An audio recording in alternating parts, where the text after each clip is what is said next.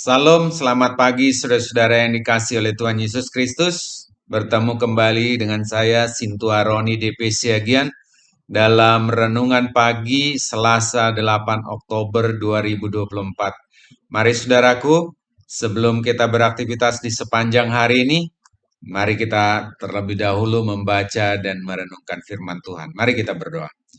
Terima kasih Bapak kalau pagi hari ini Tuhan masih berikan kesempatan kepada kami untuk bangun dari istirahat tidur kami. Dan sebentar kami akan membaca dan merenungkan firman-Mu. Dan Tuhan yang menolong kami sehingga kami memahaminya. Di dalam Yesus Kristus, Tuhan dan Juru Selamat kami mengucap syukur dan berdoa. Amin. Firman Tuhan yang menjadi dasar renungan kita di pagi hari ini terambil dari 1 Raja-Raja pasal ke-18 ayatnya yang ke-37. Demikian dikatakan di sana.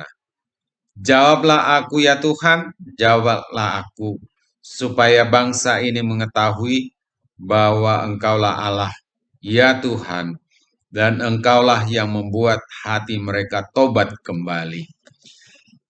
Pagi ini kita akan belajar dari seorang nabi besar, yaitu Nabi Elia, di mana pada saat Nabi Elia berdoa, bangsa Israel banyak sudah melakukan perbuatan jahat. Bangsa Israel beralih kepada nabi-nabi Baal, nabi sembahannya orang-orang fasik.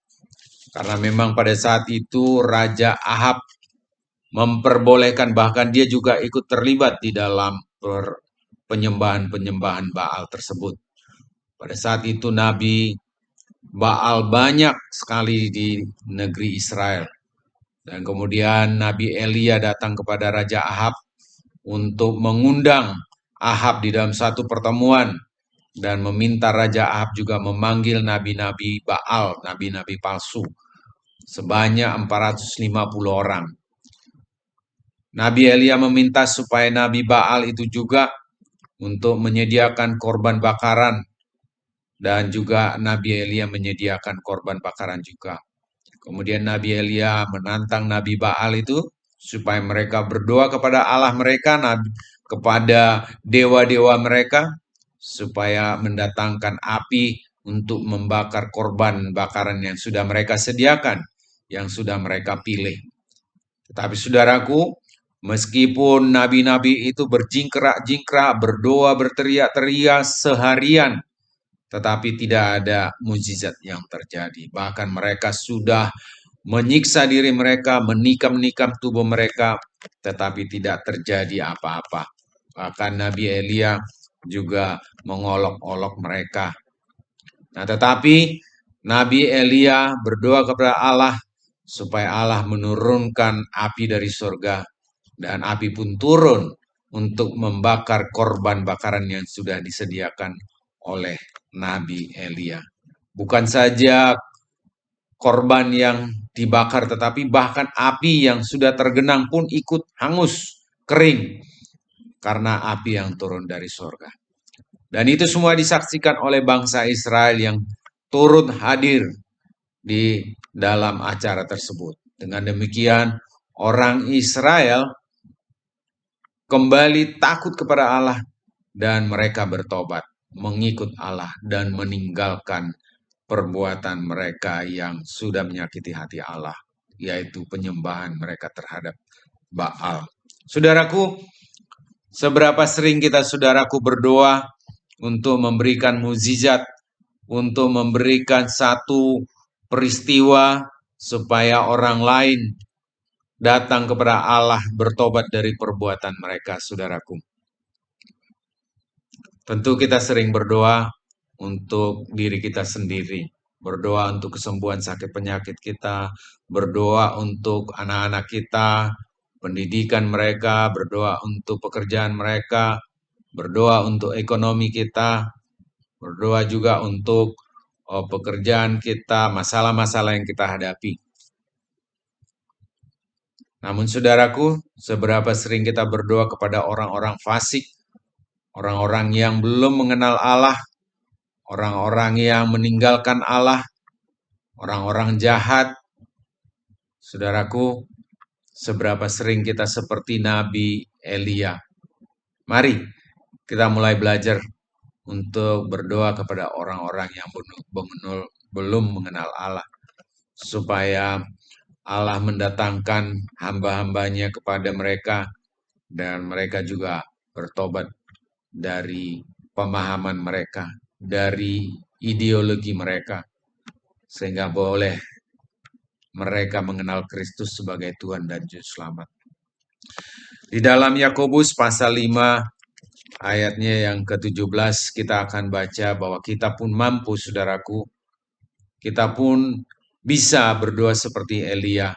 Dikatakan di dalam ayat 17 ini, Elia adalah manusia biasa sama seperti kita, dan ia telah bersungguh-sungguh berdoa supaya hujan jangan turun, dan hujan pun tidak turun ke bumi selama 3 tahun dan 6 bulan. Jadi saudaraku, Nabi Elia pernah berdoa supaya hujan tidak turun di tanah Mesir, di tanah Israel atau di muka bumi. Dan memang tidak terjadi hujan selama 3 tahun setengah. Dan kemudian dia berdoa lagi supaya hujan turun, dan kemudian turun hujan. Nah, dikatakan Elia adalah manusia biasa sama seperti kita, dan ia telah bersungguh-sungguh berdoa. Nah, Yakobus mengajarkan kita supaya kita bersungguh-sungguh di dalam berdoa.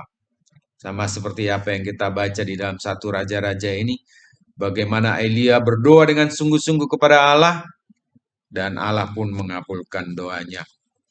Di dalam Yakobus pasal 5 ayat 16b juga dikatakan, doa orang yang benar bila dengan yakin didoakan sangat besar kuasanya.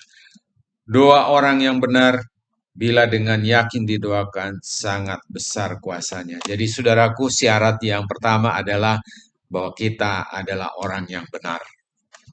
Nah, bagaimana kita bisa berkata bahwa kita adalah orang yang benar, saudaraku? Karena manusia ini tidak ada yang benar. Rasul Paulus juga mengatakan bahwa manusia ini tidak ada yang tidak berdosa. Sudah kehilangan kemuliaan Allah. Bagaimana kita berkata bahwa kita adalah orang benar? Kita adalah orang-orang yang dibenarkan oleh Allah melalui Yesus Kristus. Jadi saudaraku, kita sudah dibenarkan oleh Yesus Kristus yang sudah mati untuk dosa-dosa kita. Mari saudaraku, terlebih dahulu kita harus meyakini bahwa kita adalah orang-orang yang benar, orang-orang yang dibenarkan oleh Allah melalui Yesus Kristus. Supaya dengan demikian kita bisa berdoa dengan sungguh-sungguh, sama seperti yang disampaikan oleh surat Yakobus tadi. Orang yang benar bila dengan yakin didoakan sangat besar kuasanya. Mari saudaraku, kita belajar supaya berdoa dengan sungguh-sungguh, dengan yakin, dan meminta Tuhan untuk memberikan kekuatan kepada kita, supaya kita belajar bersungguh-sungguh berdoa bagi orang-orang yang tidak mengenal Kristus, supaya mereka bertobat. Dan bagi orang-orang musuh kita yang membenci kita, supaya mereka juga boleh bertobat. Demikian saudaraku yang menjadi renungan kita di pagi hari ini. Berbahagialah kita yang membaca dan merenungkan firman Tuhan dan melakukannya di dalam kehidupan kita sehari-hari. Amin. Mari kita berdoa. Terima kasih Bapak yang baik. Kalau pada pagi hari ini Tuhan mengajari kami supaya kami boleh bersungguh-sungguh berdoa. Bukan saja berdoa untuk diri kami sendiri, untuk keluarga kami sendiri, tapi berdoa bagi banyak orang. Orang-orang yang fasik, orang-orang yang belum mengenal Kristus, supaya mereka bertobat. Terima kasih Bapak, ajar kami juga Tuhan untuk belajar berdoa dengan sungguh-sungguh.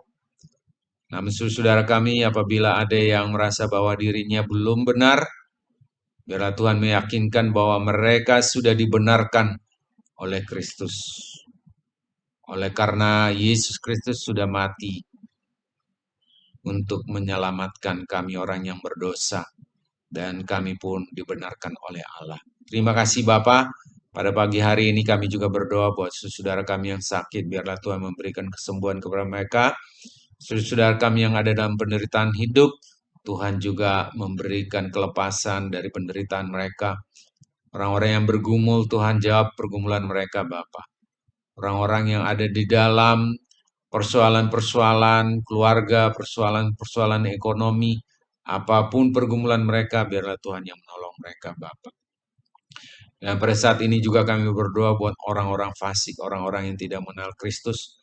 Biar Tuhan mendatangkan hamba-hambamu ke sana untuk memberitakan Injil-Mu. Dan ajar kami mulai belajar untuk memberitakan Injil-Mu, memberitakan berita keselamatan, baik melalui perkataan kami, maupun perbuatan kami dan sikap kami, Bapa. Ampuni apabila selama ini Tuhan kami hanya mementingkan diri kami sendiri. Biarlah Tuhan yang menolong kami untuk mulai mementingkan orang lain, mementingkan banyak orang, bahkan orang-orang yang tidak mengenal Kristus. Terima kasih ya Bapa.